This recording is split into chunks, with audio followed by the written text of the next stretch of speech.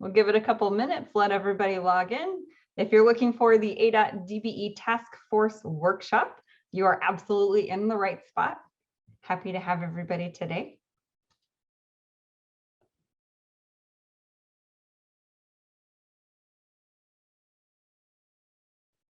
Good morning, good morning. Yes, please do use the functionality of our Zoom webinar today. As we get going, please do use the chat. If you'd like to introduce yourself, you're welcome to drop in your name, your company, your contact information if you choose, and you can see who all is here. So Kent Lane, good morning. Good to see you. Please do, if you're going to use the chat, please do make sure it's set to everyone. So all panelists, all hosts, all attendees, make sure everybody can see who all is here. It's great to see you. We are expecting kind of a fairly large crowd for a workshop. So several dozen people have registered for today's event. Happy to see everybody as they're getting logged in.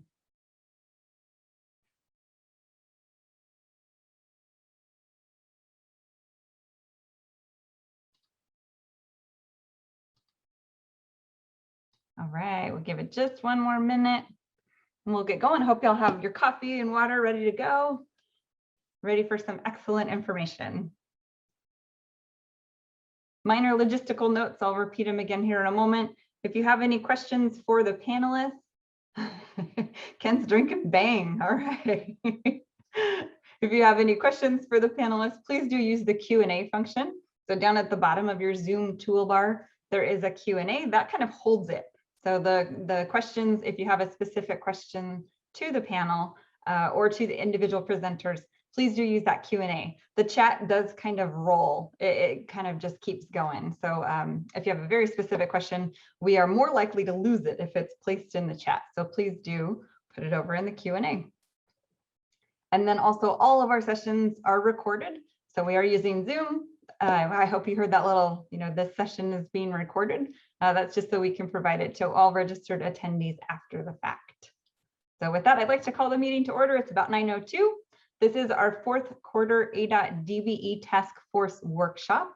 What we're looking at is APDM. So our task force meeting 2 weeks ago, we had Eric Froberg with the City of Phoenix, and we had Matt Mall with ADOT talking about how they use APDM, so alternative delivery projects, contract types, and when they would use them. So how they use design build versus CMAR versus job order contracts.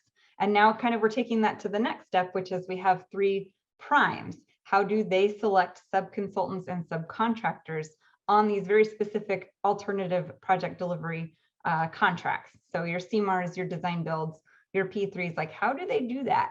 How do they go after it? What do they want to see out of subconsultants and subcontractors? So with that, I would like to invite Francesca Martin with ADOT to turn on her camera and her mic. Good morning, Francesca. How are you? Good morning, everyone. Thank you and welcome everyone for being here today.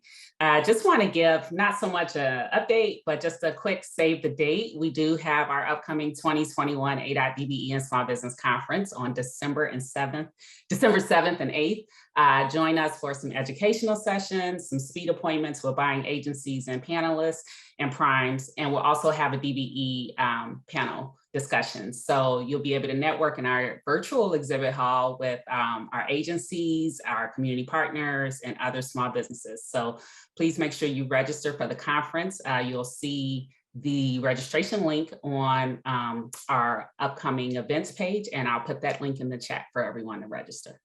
Hope to see you there. Thank you. Thank you, Francesca. That's always a great event. And again, it is held in virtual format in December of 2021. So with that, we'd like to jump straight into our topic today. So I'd first like to invite our moderator, Patty Olds with Cuniclo. She's the president and the founder of Cuniclo. Patty, I'm going to turn it over to you to kind of run with the topic for the rest of the time. Thank you so much for doing this, Patty. No problem, Rebecca. Thanks for having me. And it's been great to work with the task force on the issues that impact DBE firms and how they can get involved in transportation projects. So as Rebecca said, in this last DBE task force meeting, we talked about alternative project delivery, that design build, construction manager at risk, the job order contracting. And it was great to hear from the agencies on how they use them and when they use them. The big thing that you need to know as a subcontractor or a subconsultant, as these are qualifications-based selections, right? So they're going after teams based on their qualifications, and then there's a price component. So the teams that we're going to hear from today have been selected already by agencies on that qualifications-based component. But keep in mind that this isn't your low bid environment. So if you're thinking that's how this area works, that's not what we're going to hear today. We're going to hear about their projects first, and then we're going to discuss how it all works in terms of how they look for subs, how they get involved, maybe some lessons learned, and kind of just have that conversation so that you know how to best go after a project like this and get involved. So the order of projects that we're going to hear today, we've got 3 teams with us. The Police F&F Flatiron team, the PFF team, they're the Broadway Curve constructors. We're going to hear from Julia Lou Williams-Cruz, the contracts manager today. And then a little different because they're not from ADOT, but they do a lot of CM at risk work, and they currently were awarded a project with Phoenix Mesa Gateway, McCarthy Building Companies. We've got Thomas Asante, Senior Project Manager, joining us here today on that recently awarded project. And then brand new, I think they just signed this week and received notice to proceed, the Kiewit Fan Joint Venture, who's building the I-17 Flex Lanes project, recently awarded P3 through ADOT. And we've got Alan Mills, the project manager, and Cassandra Johnson, the DBE OJT Compliance and Outreach Manager, joining us today to discuss opportunities and what's happening on those projects.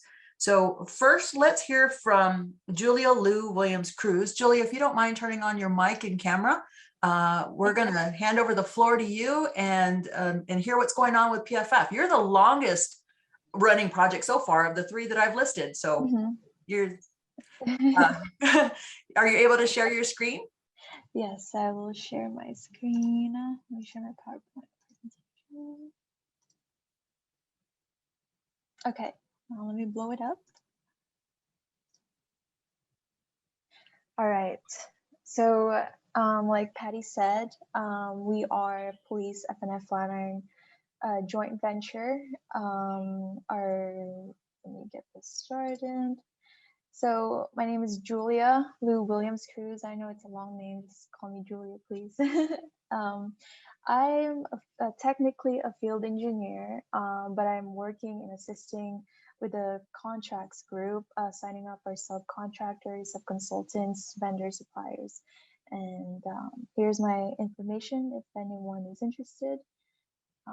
Moving on, this is a quick overview of our project team. The lead builder joint venture is comprised of Police Construction, F&F Construction, and Flatiron Constructors. Our lead engineering firm is T. Weiland International, and we also have some major sub-consultants, Stanley Consulting and Aztec Engineering. I won't be reading each description, but this is a quick overview of our team. So the project itself, Broadway Curve, it runs along 11 miles on Interstate 10 between the 202 and the I-17 near the airport. So some major components of the project includes widening the I-10 to 6 general purpose lanes and 2 HOV lanes between the I-17 and the US 60. And we're also adding 1 HOV lane between Ray Road and the US 60. We're also building 2 bridges over the I-10 between Baseline and Broadway Road. It's located at Alameda Drive and the Western Canal. And all these good things, new improved drainage, traffic, and roadways, developing collector and distributor roads between the 40th Street and the US 60. Relocating, protecting existing utilities in the corridor.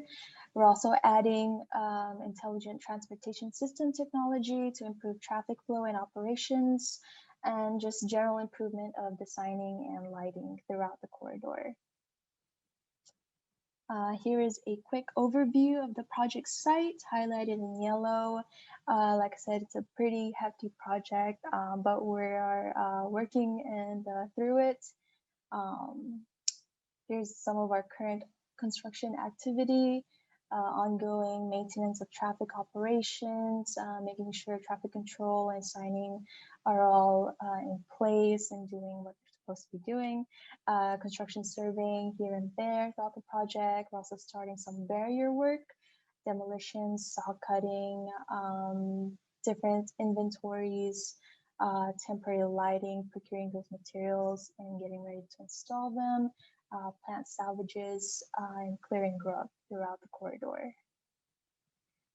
And I highly recommend you guys visit our project website because it has all the project information and those opportunities for our DBEs and SBCs.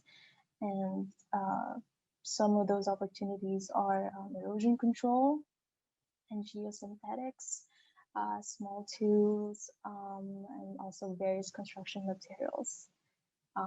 There's a contact form on the site, and if you just submit that with your information and what kind of scope of work you're interested or looking for, then someone from our team will definitely reach out to you. And that's it for my quick presentation of project. I'm sure I will have questions later and I'll try to answer those. Sure, Julia, if you don't mind, stop sharing your screen, and thank you for presenting that. It provides a overview of what's happening on the project, what's happening currently. Like I said, you guys have been there for a little bit now, I think almost a year this year. So yes, kind of getting the rhythm and flow of when opportunities are coming on. And so I'm sure there are going to be a lot of questions for you here, here shortly. But if you don't mind turning off your screen and mic, and we'll move on to Thomas Asante so he can tell us about the project they recently awarded over at Phoenix Mesa Gateway. Thomas, do you mind turning on your screen and mic? Absolutely. Before I get started, just wanted to let everyone know that we will be having an information session in January. TBD on the date and time, but we'll be sending out some information on that as we get a little bit closer about Mesa Gateway. So we'll get more information out there at that point. I am going to put some information in the chat. Let's see here if I can. All right, so here's my email and then our pre-qualification website. So if you're not pre-qualified with McCarthy yet, please, let's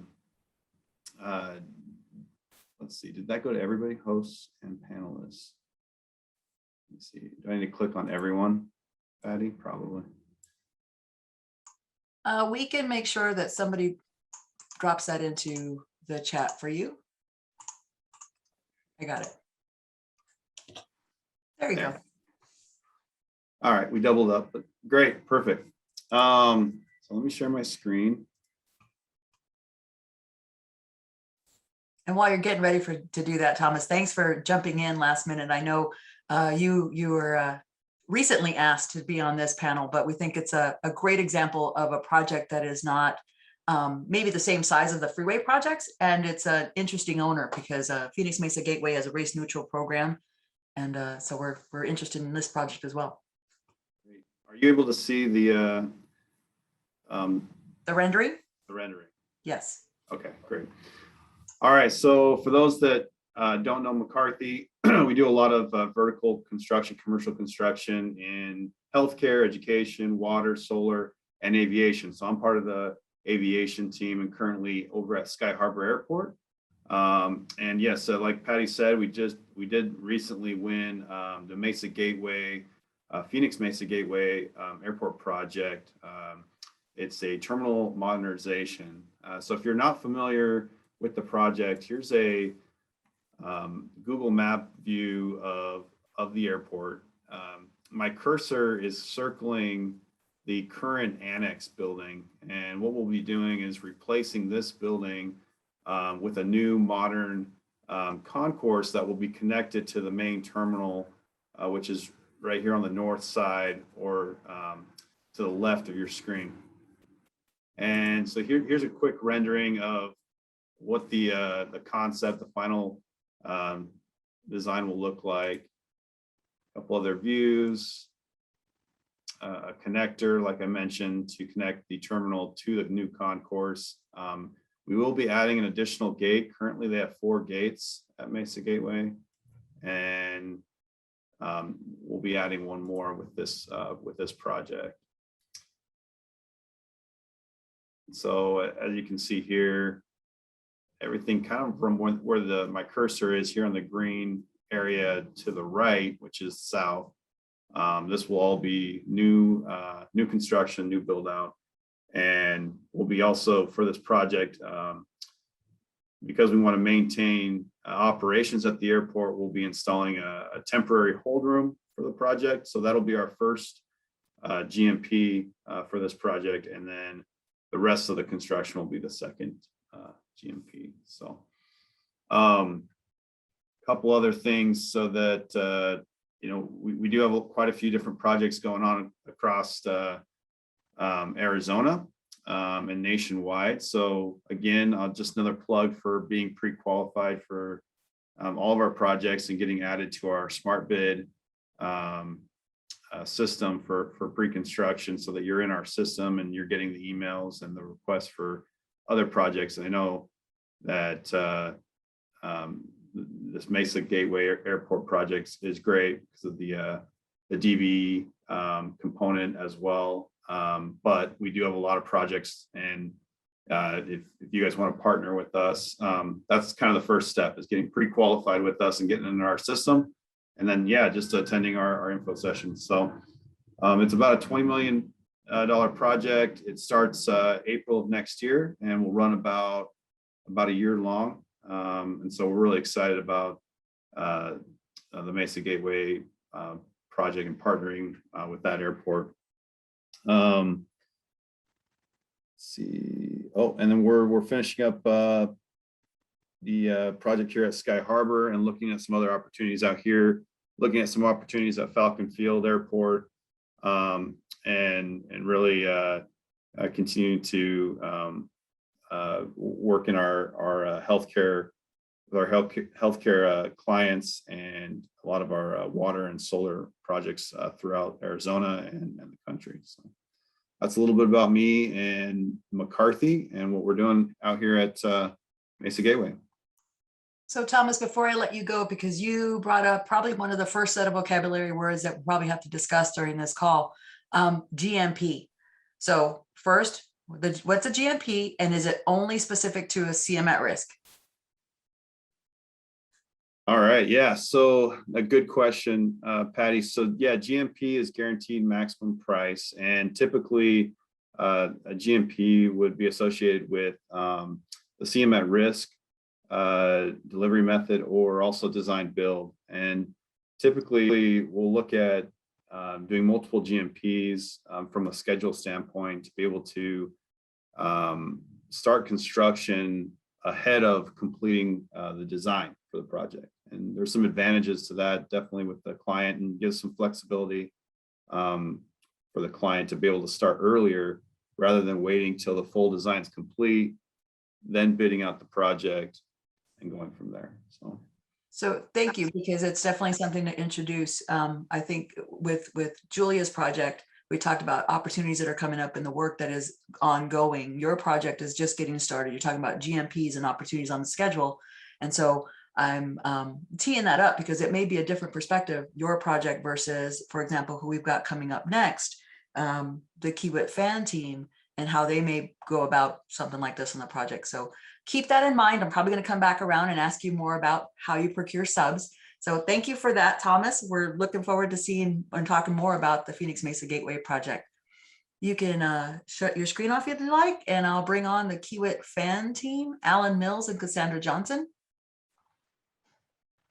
Morning. Good morning.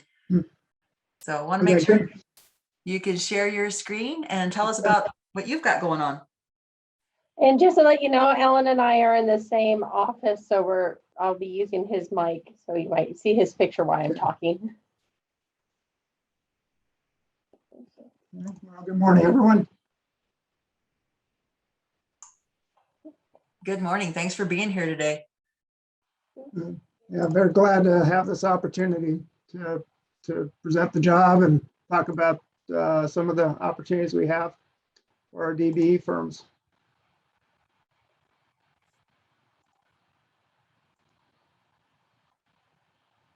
All right. Okay. All right, ready to go.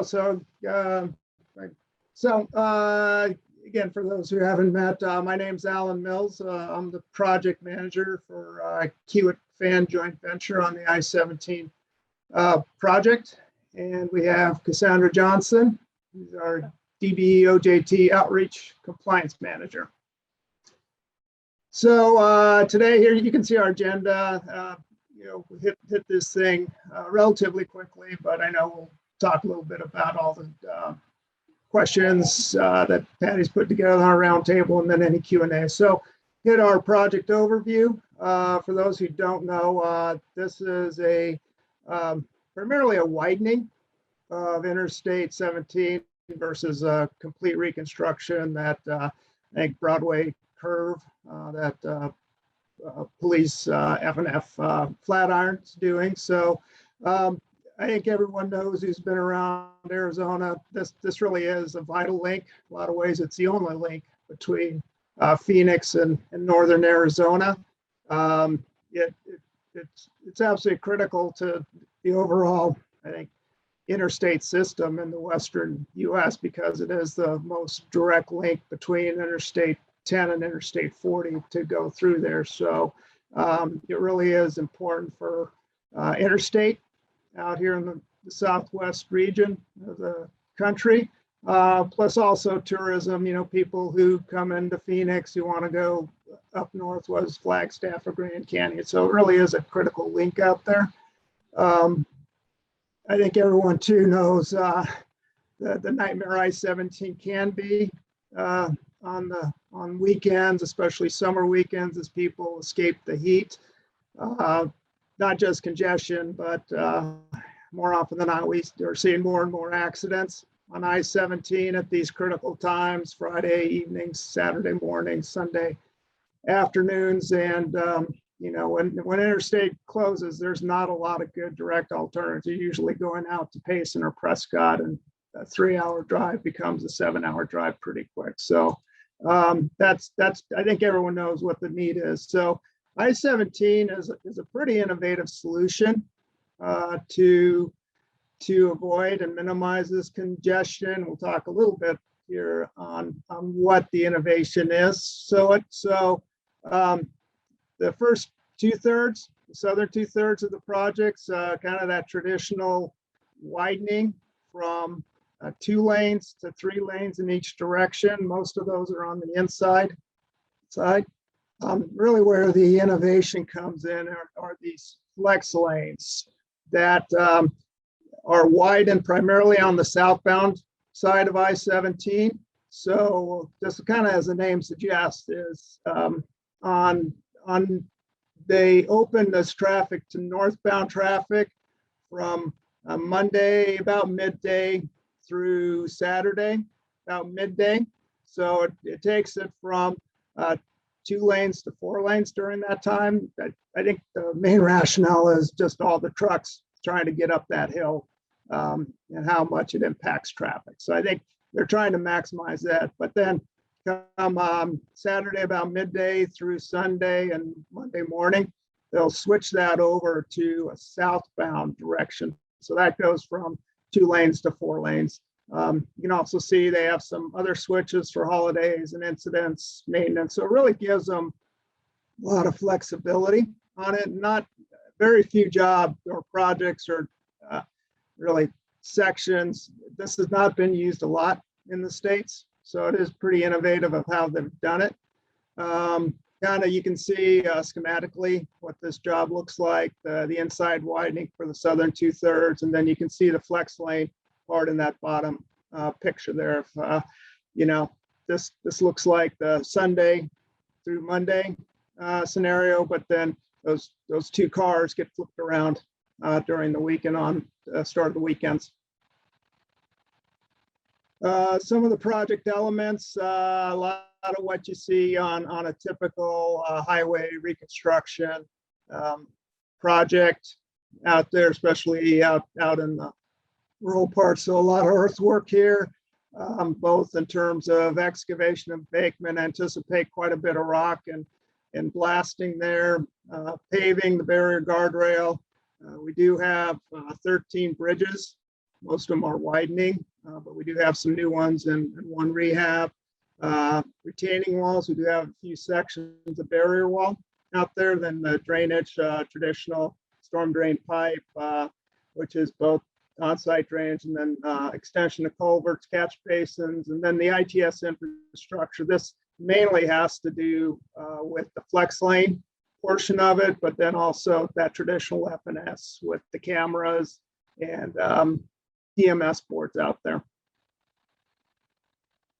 So on the team, so the lead contractor, or what they call a developer here on a P3 project, is the Kiewit Fan joint venture. So that really consists of both, that we'll talk about firms, but that consists of Kiewit as well as Fan Construction. You'll see the engineering firm is, you see the Kiewit logo there. We'll talk a little bit about that here. And then our design subs, construction subs, and suppliers. And then we also have a 3-year operation and maintenance. Once the job's done, a partner of the joint venture will actually be maintaining this section of the freeway for a period of 3 years. So a little bit about Kiewit. The first part is Kiewit Infrastructure West. This is the Kiewit that I think most people in the Arizona area are used to seeing. So you can see our typical markets that we do both within Arizona and really across the country out there. Highways and streets has always been our bread and butter from the beginning of the company out there, and some of the jobs we've had over the years. The other part now is the new part of Kiewit is our Kiewit Engineering Group. This is our design part of our corporation. This was founded about 10 years ago. The initial, up until about 2 years ago, we've been growing the thing, mostly working as a sub-consultant to our traditional design firms that we've all worked with. About 2 years ago, our executives decided to expand it to where we have now the lead engineer, lead designer on all our design build work. We then usually are bringing on local consultants to supplement our things. So we feel it's been a good change and really excited about it. So I-17 is our lead designer, is our Kiewit Engineering Group. Our other partner that we're really excited to have on our team is Hispanic Contracting. I think very, very reputable firm based out of Prescott. You can see their work very similar to what Kiewit is, and it's been a good partnership so far. Certainly look forward to it. Similar type of work. We complement one another, very similar cultures. So really looking forward to working with Fan here on this job. All right, thank you, Alan. I'm going to talk about some of the DBE opportunities on this project. And here is a brief scope of some anticipated subcontracting opportunities that we'll have under the design, construction services, some material suppliers, and some miscellaneous. I'm not going to go through everything, but we can take a shot. I will also provide these slides to Rebecca to be able to be available. One of the things is part of our DBE goals is to have DBE participation from different firms. And we're here for assistance, and we work closely with the ADOT DBE Supportive Services. And I'm providing their information here. If you're looking to get certified as a DBE, that you could reach out to the Supportive Services. And here's an email and website where they can help assist you. If you have any questions, you can reach out to us, and we'd be more than happy to assist. One of the things they considered in this type of project is our long procurement processes. It's not a low bid, so we do request the proposals to come in, we review them, make sure that when you're giving your proposal that you read the contract. It's a different type of contract than a normal ADOT contract. There's a lot more specifications and similar or specifications for this type of project and specific to this actual project on I-17. And we like to participate with the DBEs and stay engaged and assist as much as we can. I want to go through our procurement process just so you can see what we're doing. To be able to get involved on this project, please visit our website and fill out the subcontractor questionnaire. There's a link there. The website is listed here that you can click on. It will add you to the bidders list. We will then put that into our bidders list. And so when the different bid packages come out, we have your information and we will send the packages through. The next step would be to, once you get to the website, fill out the questionnaire, then also go in and create a building connected account. This way we have all your information. So when the bid packages go out, it will go directly to your, you'll be notified through Building Connected. And this is just a little flow down of what our procurement process looks like, where we get all the registered subs and suppliers. You can receive the notification through Building Connect of what bid packages are going out. We customize the big packages. You can look at there in Building Connect. You can submit questions. We can provide answers through this. We communicate through the Building Connected. There with the Q&A period and addendums, you have everything in one area, and then you go ahead and submit your bid packages to us for review. These are some of the items that we evaluate with the companies to be able to perform work with our team. We look at the past safety performance, proven quality, make sure that you're certified. We go through the AZU tracks and verify that your certification is up to date and current. Insurance and bonding capability. We will work with you and be able to help and assist and see if you have any questions or need assistance with the insurance and bonding capabilities. On-time performances, years in business, reputation, past performances. These are just some of the things that we do look at when we're doing and evaluating your bid. And that's the end of our presentation. And if there's any questions or answers or questions, please put them in the Q&A. So, oh, thank you. That's what the question was. So if you have any questions, you can contact me. Feel free. Here's my email address. There's also our website link below. Thank you, Cassandra. We did actually have a question in the chat. If you wouldn't mind putting the links in the chat, that way they can be picked up, copied and pasted by the audience, and that would be really helpful. While you do that, I'm going to have you stop sharing your screen and then bring up the full set of panelists. So kind of asking Thomas to come back on, Julia to come back on, so we can talk a little bit more about these. Alan, you actually hit on something very specific that was brought up at the DBE task force meeting. You brought up the words innovation and schedule, that the reason that these alternative delivery projects happen this way is to provide something that is an innovative solution for the agency, and then to be able to design and build that as they go. So let's start with you. I'm sure this is not your first rodeo. You've done design builds, alternative delivery projects before. Is that correct? I'm not sure if I should be insulted by that, Patty, and implication. I'm a little old, but no, it isn't my first rodeo. I've been involved with multiple design builds as well as the CM at risk. But yeah, I know one of your questions is preference on delivery methods, and for me, I do really think the CM at risk and design build provides. I mean, it provides the most value to the agencies for the reason of that innovation. Our folks have seen different concepts around the country out there that maybe the client or the local designers haven't seen. Certainly able to do constructability reviews. So once the plans are done and get into construction, you're not seeing conflicts on things. Going back to value, I do believe design build probably provides the most value to our agencies. I know there's always a little bit of uncomfortableness on it. A lot of our agencies like little more control than design build offers. But I think when it comes to, innovation, time, cost of the project, I do think, that design build does provide the most value to it. Thank you. And we're looking forward to seeing. I was pretty excited to see the schematic of how that's going to look, and that it is new for this region.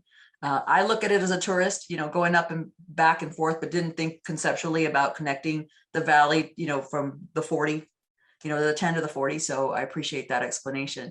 I'm going to ask the same question actually to Thomas at McCarthy, because I know that McCarthy does quite a bit on the construction manager at risk. Thomas, you've been involved in quite a few CM at risk projects. Do you have a preference? Have you been involved in design build yet? Do you have a preference for method? Yeah, I think I can agree with Alan. Alan hit on it pretty well as far as the advantages of using the CM at risk and design build delivery methods. It definitely creates that innovation and really that collaborativeness with the design team and with the owner to come up with solutions. Bringing on the contractors early in the process and design, we can have a bigger impact and help with decisions that need to be made or provide different options and different solutions that would be difficult to change after the design is already completed. So for the current project that we're on for the Mesa Gateway Airport project, right when we got brought on as a CM at risk, we were able to immediately take a look at the program design and provide input. And so we put together an estimate. They had a bunch of questions as far as, well, should we go with this type of material or this type, which has cost benefits versus schedule benefits. What about in the world we live in right now with procurement, they're going from one type of material to another can save you several months on the schedule. So just having that collaborative space where the contractor, the design team, and the client can be working together early on, there's definitely added value to that, and there's many benefits that come with those delivery methods. So yeah, for me and for a lot of our McCarthy partners, CM at risk and design build are definitely preferences and result in better projects and better teams. So thank you. I can definitely see the customer service there, the client service that comes through on these types of teams. I'm actually going to talk to both Kiewit and McCarthy in the next question before I get into subcontracts with Julia. But the next question I have on my list is, it's not like you get notice to proceed and all of a sudden you start working on this. I feel like, and I honestly am working with your teams, both of your teams, knowing that you guys are working on this way in advance to provide that best solution qualifications. How is the preparation and pursuit of a alternative delivery project different than a design bid build? Thomas, since you're on screen. I'm going to let Thomas start this time. Oh, okay. Thanks, Alan. Well, so yeah, it starts well beyond, well before, I guess, the project ever comes out, right? You're already looking at solutions. You start hearing rumors of the project, and you are already starting to engage and coming up with different ideas. And when you get selected as a CM at risk or a design build partner, they're looking at qualifications. It's not based just on cost, right? Obviously, cost is a component of all the projects that we do, but really they're bringing on a team and a partner. And so getting well ahead, we typically, before we even get selected as the CM at risk, we're already doing a lot of work leading up to even the interviews and the proposals. Not to mention, once we do get selected, yes, Patty, before we get the NTP, we are doing a ton of work ahead of it and collaborating with the client once we get selected, right, to bring all the different ideas and options and innovations that we have as a team. So I'll let Alan add to that. No, I completely agree that there's a lot of pre-positioning, a lot of research that goes into that has to happen prior to pursuing these jobs and them coming out for advertisement. There's a lot of good CMAR and design build firms out there, definitely including McCarthy and Police, F&F, Flatiron. So all of us are out there getting a good understanding of the project, understanding our clients and all the stakeholders, because they're part of the proposal is you need to demonstrate that project knowledge.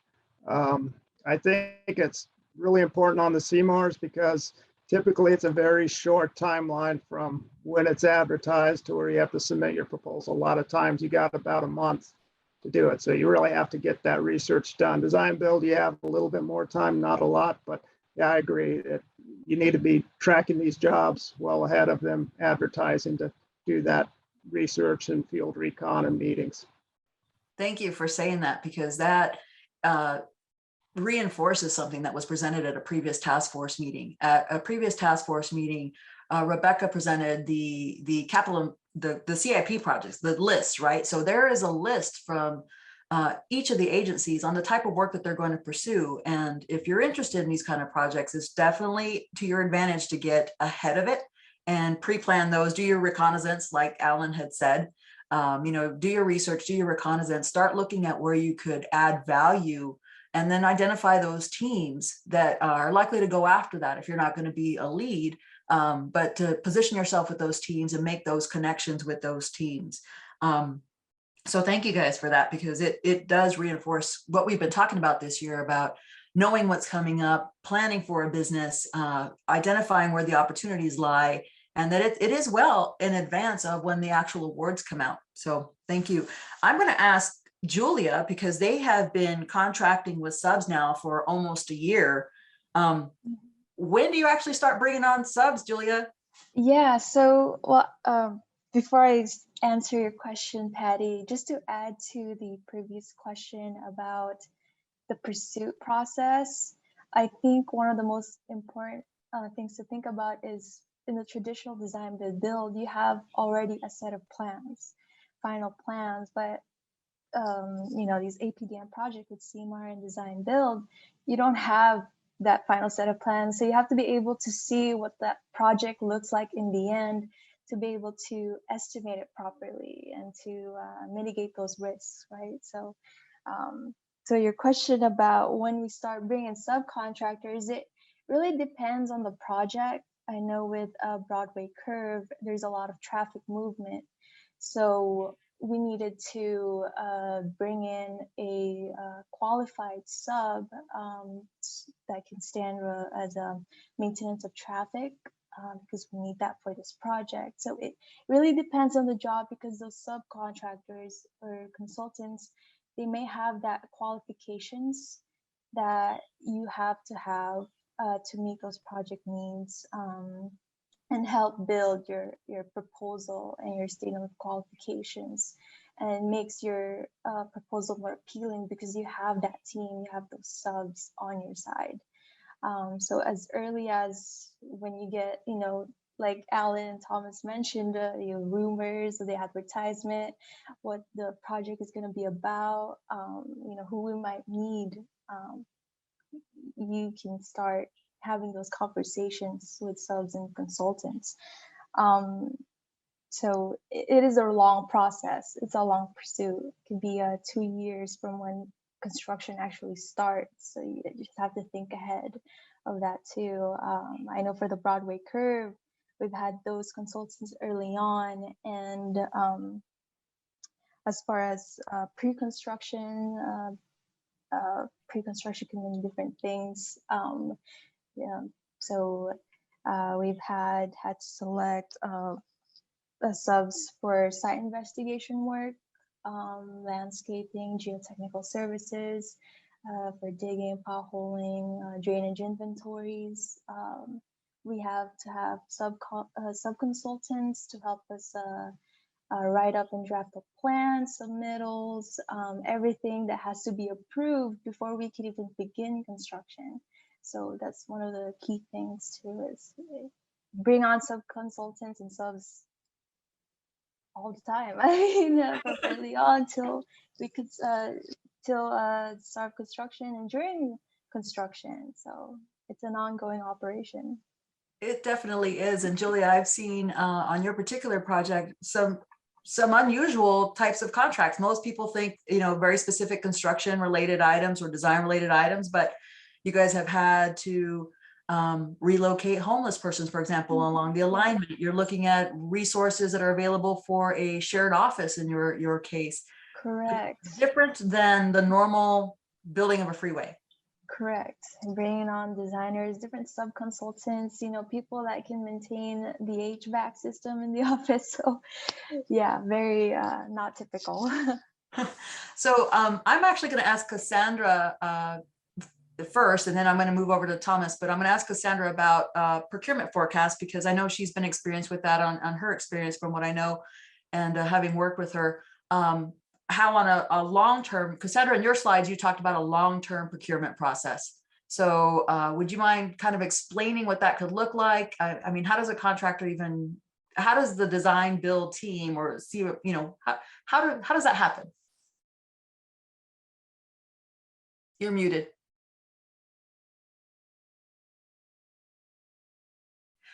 Alan's muted too. Okay. Okay.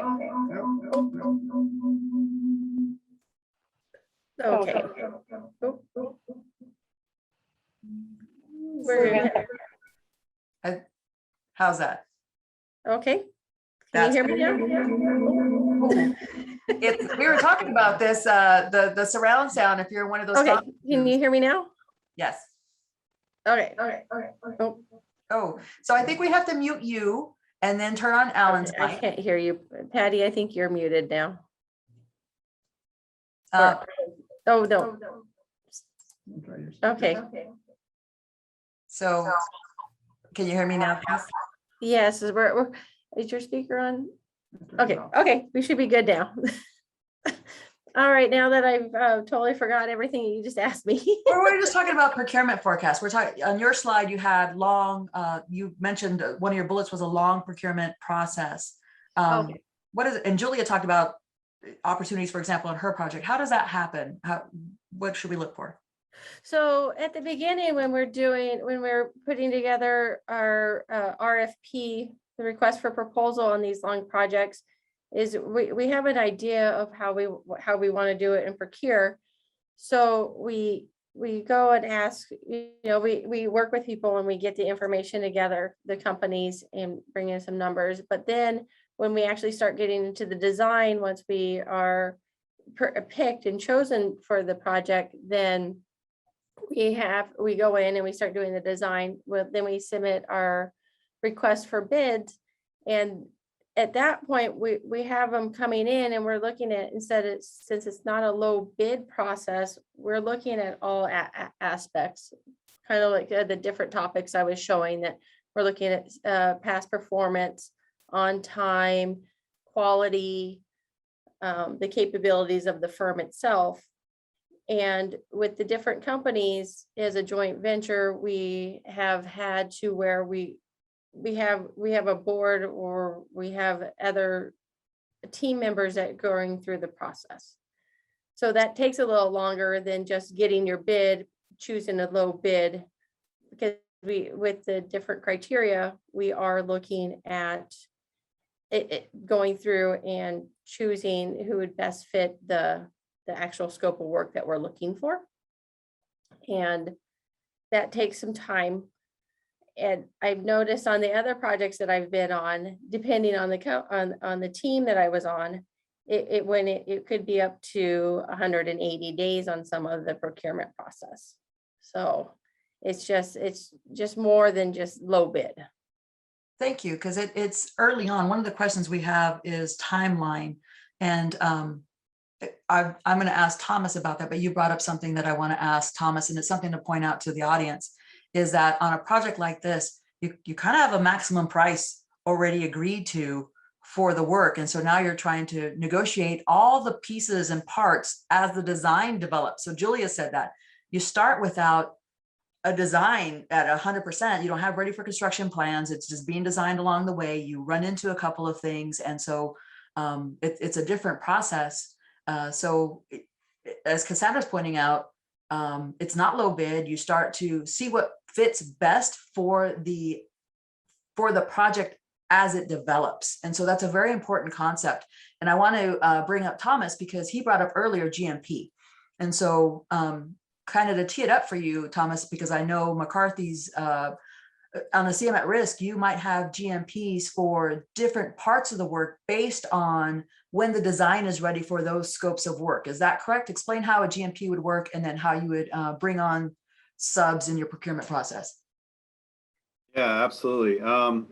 So when we look at a project, it's typically we're working with the owner, the client, and the design team to understand what are their goals, right? When do they want to have the project completed? What's the schedule? And then we're able to sit down and identify from a procurement standpoint and overall schedule standpoint, when do we need to release certain packages early in order to meet those timelines and to meet those goals, those schedule goals. And so at times what will happen is based on that information and based on the design schedule as well, working with the design team and what they can accomplish, we'll break up the overall project into multiple GMPs or packages. And you can go anywhere from one GMP, which is ideal, right? You do it all in one, that'd be great. But typically we're not so lucky, right? So it'll be broken up into multiple GMPs. With the current project we're on now at Sky Harbor Airport, we had 3 GMPs. One was kind of an early make ready package. It took about a year to get the site ready and do a few things within the terminal itself. And then there was a second package with more of the civil, underground utilities, demo, structural, concrete and steel. And then the third package was everything else, right? And so in the current project that we're looking at for Mesa Gateway, we've been able to break it up into 2 GMPs rather than 3 or 4 or 5. And the first GMP is more of a make ready, a temp hold room package.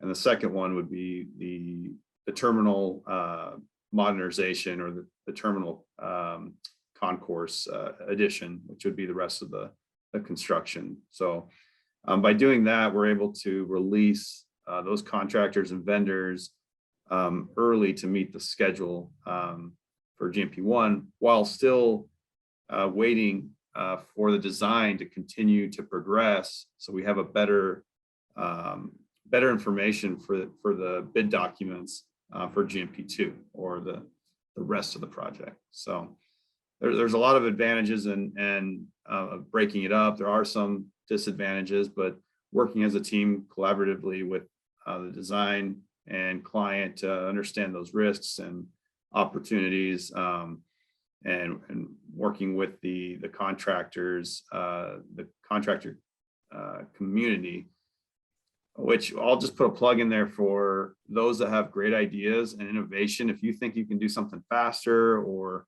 if there's ways to improve schedule, or if you've got some ideas out there, don't wait until the drawings come out or the bids come out to just bid the documents. If you've got ideas, bring them to the prime general contractor and let us know what you're thinking about, because maybe there's something that we haven't thought of that we could bring to our client and design team, and maybe it won't work out, but maybe we'll implement it and be able to make some changes to the GMP process. If there's, for example, prefabrication, right? That's a big thing nowadays with vertical construction. If there's some prefab opportunities, bringing those ideas to the table and seeing if we can bring that into an earlier package rather than waiting till later. So Thank you for that, Thomas. I'm actually going to, so kind of to recap, earlier we talked about knowing ahead of time what projects are coming out. So you know what the agency is going out for, you know which primes are going after those, and now you've got selected contractors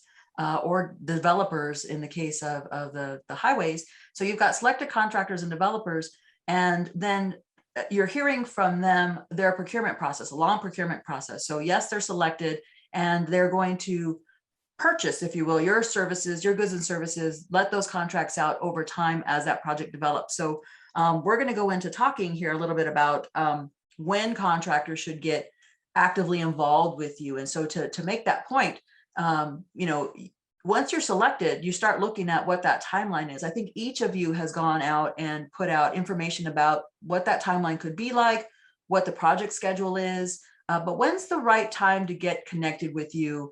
Let's say you just were awarded, like in the case of Phoenix Mesa Gateway or even the Kiewit Fan team, you just were awarded. When's the right time to connect with you? Thomas, since I have you on screen still, I'm going to go with you, then Kiewit Fan, and then Julia.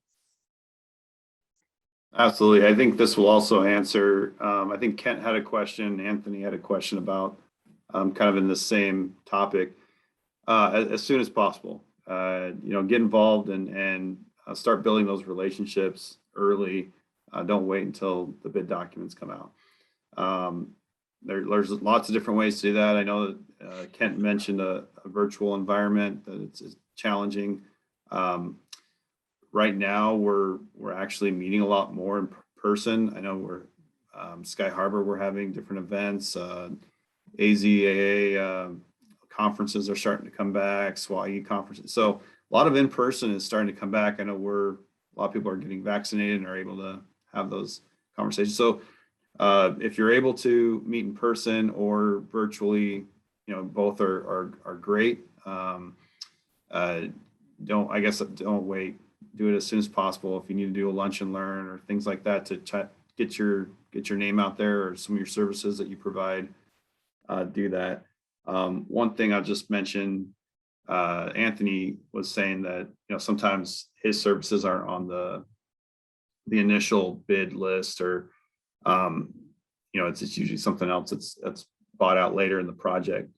So with that, making sure that you're finding out who is the project manager and who's the project team for that project, and building that relationship with them will be really important, because typically the pre-con team is bidding out the main scopes, and then the kind of the general requirements of the general professional items will be bid out by the project team. So understanding who those people are and making contact with them. It will take a little bit of work, but once you find out, then you can build those relationships.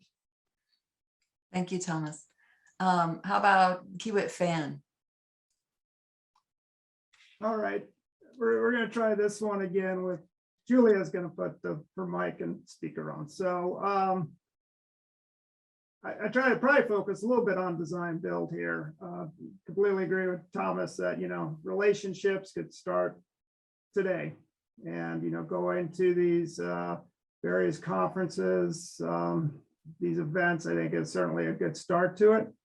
As it relates to a specific project pursuit, as it relates to design build, really design build typically are two steps. One is the statement of qualifications out there, and that's where you submit a proposal, no price to it. You get several firms, usually get shortlisted, and then you get into the pricing. So I mean, that first step, the request for qualifications, that's really where, from a design perspective, is where the design subconsultants need to really start getting involved, because that's when you have to have your design teams formed up, because that's a key part of submitting your statement of qualifications. You got to list your design teams, provide, you know, who are their key people, what their qualifications are, because those are all factors in the short listing of firms. Now, once the statement of qualifications does that mean there's no other design related opportunities? No, that's not it. But as it relates to trying to get on as a key member, yeah, you have to really start building those relationships, expressing interest to those lead design firms out there. As it relates to construction, that a lot of ways that goes to the traditional design bid build, the Seymour, where we start reaching out to potential subs and suppliers to be providing bids leading up to the submittal of our price on it. So that's the most similar to what you'd see in a traditional project, but similar to the design side. Once you've won a job, that doesn't mean there aren't opportunities, because a design build job, you're developing a design that's maybe 15 to 30% complete. So the scope of work has not been fully ironed out. That it's hard to get bids on something that you really don't know about. And so once that design does get developed after award, you start getting some more clarity of what those opportunities are. Thank you, Alan. Julia, I know that you are actively talking to subs and going out for work. When's the right time? I mean, I'm sure you're actively doing it, but from your experience, that's good. Yeah, so like Thomas and Alan said, as soon as possible, because right now we don't have a final set of plans since design is not yet 100%. So as those plans come out, those RFC plans come out, we at least will have your information. And once we have your information, it's like, hey, look, this sub is, providing the scope of work. So since we have a plan for this, why don't we reach out and, procure a quote from them? So it's, reaching out ASAP, we at least have your information. So when that scope of work comes out, then we'll have it. So I'm going to ask you the follow-up question to that. What you, Cassandra had a list of qualifications, but you're in your day-to-day, what are you looking for in subs? I guess when they're coming to the table and you're going through that contract negotiation, what's good, what's bad, what can be better? Well, we look at your work experience, who your clients are, what you've done in the past. We definitely look at your safety records, that's applicable to your scope of work. I mean, if you're maintaining HVAC, I don't think we need a whole shebang of safety records. But if you're doing actual construction work, then we look at that, your EMR records, your OSHA 300 logs. We also look at your insurance, what your coverages are. We have big companies that have those 5 million umbrella coverages, and we understand that small businesses may not have those similar coverages, but as a developer, we work with you on those. So it all depends on what your scope of work is. And that's important to note. So it may say something. I think several people said read the contract, but if you have a question on the contract, they should ask a question, correct? Yes, they should definitely. Our contract language is based on our standard police, F&F, or Flatiron day-to-day contracts. So it really depends on what our subs are and what they're doing for the project. And we've been working with small businesses on the Broadway curve too, to get here's what our insurance coverages is. Are you okay with that? And we work with them on those, so that don't be afraid. You may seem like we're a small business or a DBE, we might not qualify, but I would say give us your information anyway, because we are in need of DBE participation. So thank you for that. And I've got the question on here. Does eventually, as the design progresses, when the ready for construction plans go out, at that point, does it go out like a low bid, or is it based on who's pre-qualified? No, so it's both. So when we in the pre-proposal phase, obviously we have a preliminary design because we need something to build our estimate on.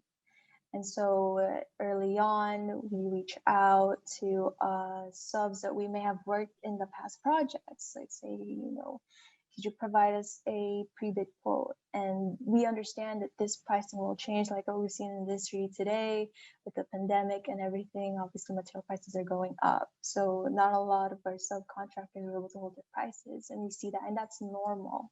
But we try to mitigate those as they come up. So your question is how we have we base our selection based on your quality scope of work. I know cost is part of it, and that's just the nature of this industry's cost will always be part of selecting your subs. But we also look at, have we worked with you before? If not, we look at your past work history, your clients. So it's not just because we have a quote from someone a year ago that we go with them. We compare it as the RFC plans come out, we bid it, and we look at the updated prices. So just because we selected someone or pre-selected someone doesn't mean eventually we'll go with them, if that makes sense. It makes sense. Thank you. Thank you, Julia. Thomas, I'm going to ask you a question because I think you're the only one representing a CM at risk here.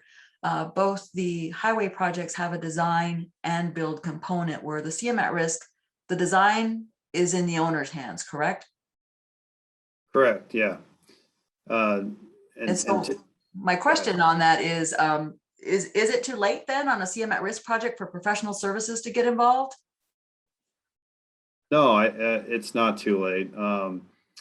It depends on the professional service, but we typically, we always, from the McCarthy standpoint, we have policies and procedures where we want to have third-party reviews. We want to have third-party inspections, testing. We want to get those professionals on our team to make sure that we're all going the right direction and checking both ourselves and the design team.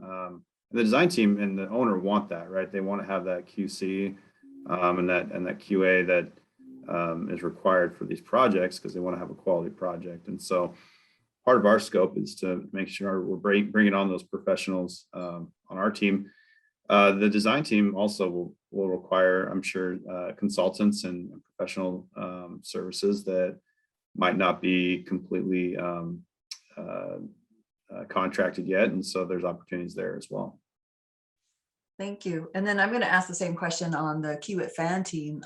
Alan, you said that KEG is Kiewit's design arm. That might look from an external perspective like, well, maybe you're going to do it all. Is there opportunity for professional services to get involved in your project?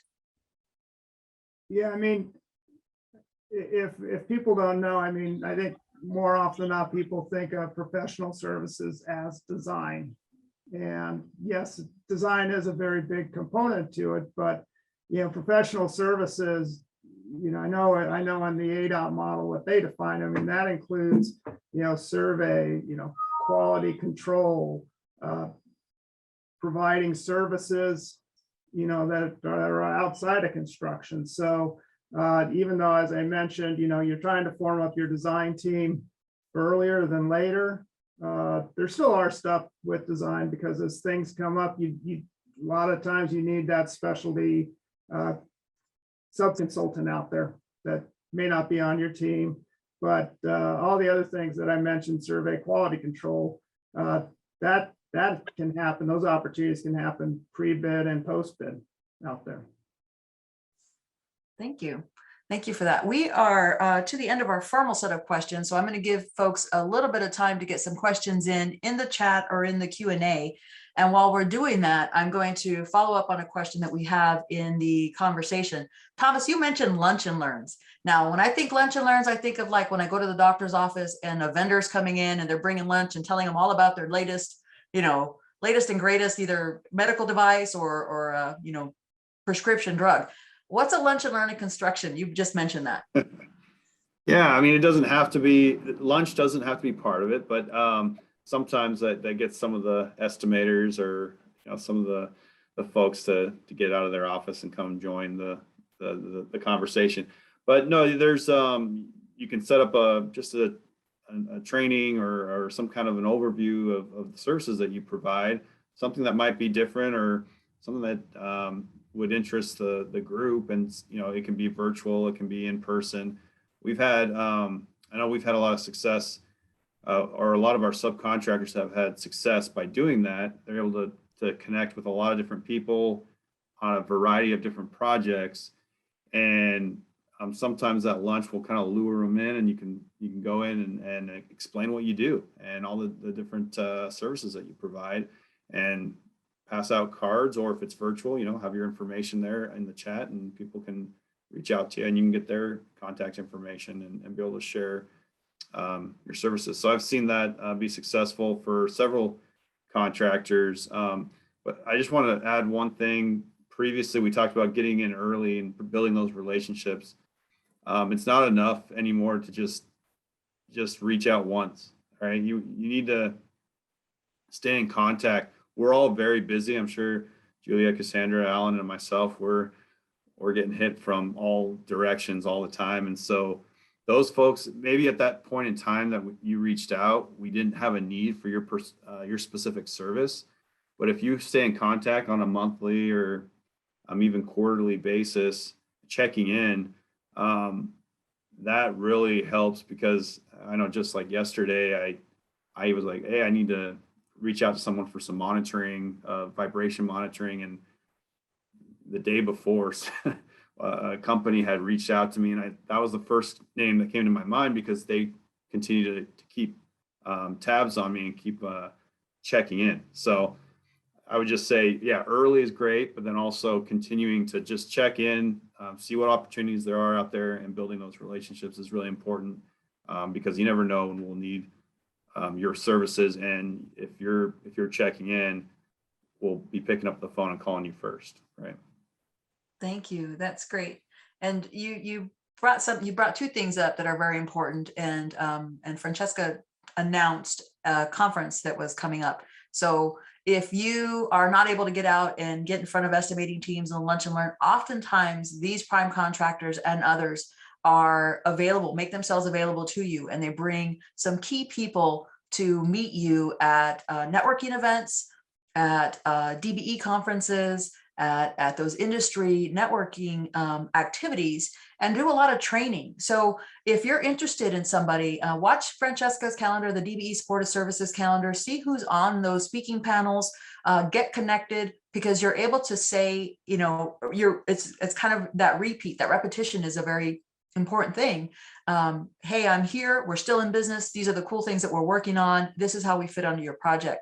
So take advantage of those opportunities to connect. Don't just be an audience member, but connect with the estimators. Thomas is a project manager. Alan's a project manager. Cass and Julio have worked on contracts for a lot of years. They can answer questions and keep you in mind.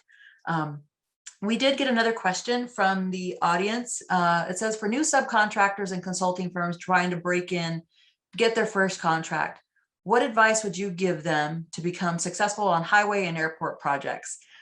Who would like to take that one first? I guess I'll do it, and Alan and Thomas can add if there's anything to add. For new subs and consulting firms trying to break into their first contract, I would say be well versed in the project specifications, technical provisions, Arizona, the state of Arizona requirements, permits, and all that.